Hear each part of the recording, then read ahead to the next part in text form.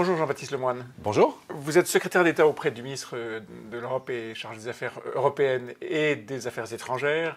Vous êtes en particulier en charge de, disons, la diplomatie économique et un certain nombre de relations commerciales internationales. Ben, ça tombe très bien, puisque le commerce international est au cœur d'un sujet, d'une polémique liée à l'affaire Khashoggi, ce journaliste qui a été, semble-t-il, assassiné dans les locaux du consulat d'Arabie en Turquie.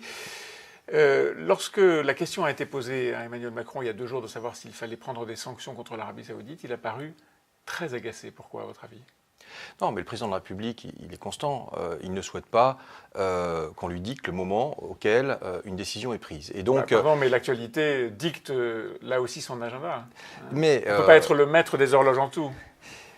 Il souhaite que tous les éléments soient vérifiés, corroborés, avant que la France prenne quelques décisions que ce soit. Il a eu l'occasion d'ailleurs de demander tous ces éclaircissements et cette manifestation de la vérité, puisqu'il s'est entretenu hier avec le roi d'Arabie Saoudite. Oui. Exactement. Et donc, de ce point de vue-là, il y a très clairement des attentes fortes, parce que ce qui s'est passé est un crime épouvantable, que ça touche un journaliste qui plus est, et que donc naturellement, on doit avoir tous les éléments. S'agissant, vous savez, de la présence française, par exemple au grand sommet commercial qu'organise l'Arabie Saoudite ces jours-ci, la décision a été prise de ne pas être représenté au niveau ministériel. Et donc Bruno Le Maire, mais pas de ministre. Bruno Le Maire a annulé sa participation. Vous savez, moi-même, je devais me rendre dans les prochaines semaines afin de faire vivre le partenariat stratégique. Donc tout ça est clairement en stand-by en attendant des éclaircissements, parce que ce qui s'y est passé, encore une fois, est un crime épouvantable. Crime épouvantable qui demande à être vérifié, si j'ai bien compris, c'est ce que dit l'Élysée, par les services secrets français.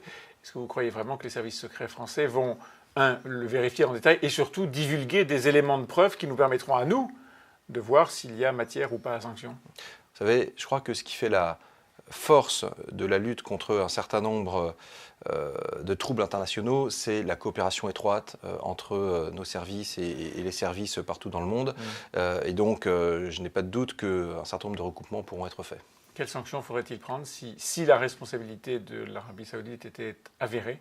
Encore une fois, c'est en ayant tous les éléments, le moment venu qu'une décision pourrait être prise, d'ores et déjà, des décisions symboliques sont advenues avec ces non-participations. Mais et le coup de fil au roi d'Arabie saoudite, qu'est-ce qu'il s'est dit ? Qu'est-ce que le chef de l'État a dit ? Écoutez, je crois que la tradition justement de la diplomatie française n'est pas forcément de dévoiler le contenu des discussions. Mais la tradition des journalistes, c'est de poser des questions, donc je vous pose la question. Non, mais très clairement, il y a eu l'exigence ferme d'obtenir des éléments sur les chaînes de responsabilité, sur tout ça. Angela Merkel, elle n'a pas hésité. Elle a, avant même d'avoir probablement des preuves, en tout cas celles que demande la France, pris la décision de suspendre le commerce, et en particulier le commerce des armes avec l'Arabie saoudite. Vous avez été surpris de cette décision, prise, semble-t-il, sans en avoir parlé à la France ? En réalité, Angela Merkel, vous savez, dans le cas d'une coalition qui était un peu compliquée à accoucher, si je puis dire, et ses partenaires de coalition, en l'occurrence le SPD, justement, avaient dans leur programme des éléments liés à la restriction des ventes d'armes. Et donc, de ce point de vue-là, je dirais que c'est déjà un peu dans le programme qui était élaboré, encore une fois, par la coalition. Maintenant, la France, vous savez, comme l'a dit Florence Parly, elle ne vend pas des armes comme on vend des baguettes. Le principe, c'est la prohibition. Après, il y a des dérogations, il y a des autorisations. Et donc tout ça est encadré. Voilà, c'est encadré par un processus très minutieux, avec une commission interministérielle, et les décisions ne sont pas prises à la légère. Et donc notamment, on regarde quelles sont les destinations et quels sont les usages de ces armements. Donc c'est très encadré. Et vous savez, la France, elle n'est que le 6e fournisseur de l'Arabie saoudite. Vous n'auriez pas souhaité, sur le plan diplomatique et européen cette fois, vous n'auriez pas souhaité que cette décision soit concertée avec les Français, peut-être avec les Italiens par exemple ? Nul doute que lors des prochains conseils des ministres des Affaires étrangères au niveau européen, le sujet sera mis sur la table. Ça va chauffer. Mais vous savez, justement, les affaires étrangères sont néanmoins une affaire qui est régalienne, et on peut comprendre qu'il y ait quelques nuances. L'Italie, budget retoqué, l'Italie qui dit à la Commission européenne je ne bougerai pas, le peuple a décidé. Peut-être disent-ils, je suis là par la volonté du peuple et ce n'est pas la Commission européenne qui me fera sortir de cette pièce. Est-ce que ça vous inquiète? Mais le peuple a décidé. Le fait que les Italiens, le gouvernement italien dise ça, c'est quand même assez drôle en réalité, parce que on voit bien que M5S et la Ligue se sont présentés dans des coalitions opposées. Et finalement, mais toutes les deux réunies sur l'anti-européanisme. Mais c'est après le vote du peuple que ces deux partis ont quitté leurs coalitions respectives pour en former une autre. Oui, donc je ne suis pas sûr que les Italiens... Ils avaient dans leur programme cette contestation forte des règles de Bruxelles, en particulier sur le plan budgétaire, les deux. Oui, et donc là, ils se prennent le mur de la réalité. Ça montre bien aussi qu'un certain nombre de formations qui veulent, par populisme, vendre du rêve et le fait qu'on peut faire n'importe quoi, eh bien, à un moment, sont face... Voilà, à la réalité. Et la réalité, c'est que eh bien, quand on prend un certain nombre d'engagements au niveau européen, il faut les tenir. Et d'ailleurs, ça concerne tout le monde. La France, longtemps, a été en procédure de déficit, a été surveillée par Bruxelles. Nous en sommes sortis.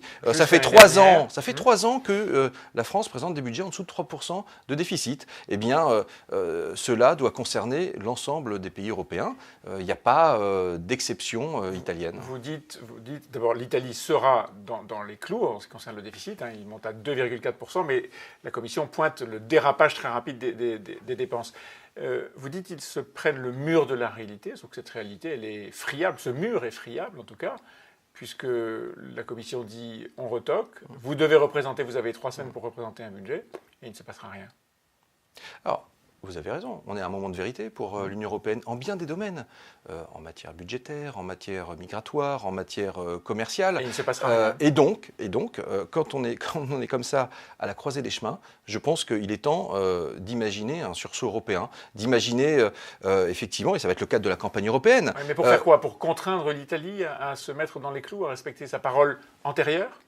Ah mais je crois que s'il n'y a pas de respect de parole, à ce moment-là, ça veut dire qu'il ne peut pas y avoir de confiance. Donc on a besoin vraiment d'une Europe, je pense, qui soit repensée, refondée, et qu'on fasse prendre conscience, d'ailleurs, que le romantisme et l'efficacité n'est pas du côté des populismes, mais bien de l'Europe. Parce que tout seul, nous sommes, mais vraiment, nous sommes un petit archipel, c'est que seulement unis qu'on arrivera vraiment à peser. On parle de commerce international, on est la première puissance commerciale.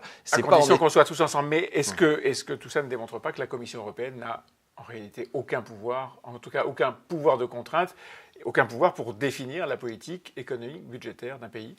Enfin, regardez, quand un certain nombre de pays ont voulu remettre en cause des dispositions qui sont au cœur de nos valeurs, etc., et qu'il y a eu quand même la menace de sanctions, y compris sur les fonds européens, bon, on a vu que ça gênait quand même les pays en question. Donc je pense que l'Europe, elle peut avoir les moyens, en tous les cas, de faire respecter ce qui est un pacte fondateur. Donc si l'Italie ne respecte pas la règle budgétaire et ne représente pas un budget révisé, il faudra la sanctionner. Il y a tout un processus qui existe, donc tout sera respecté à la lettre, mais je crois qu'on est là dans une campagne permanente en Italie. Il ne faut pas se voiler la face, et donc tout est instrumentalisé par les vice-présidents du gouvernement dans le cadre de ce qui est déjà la campagne européenne.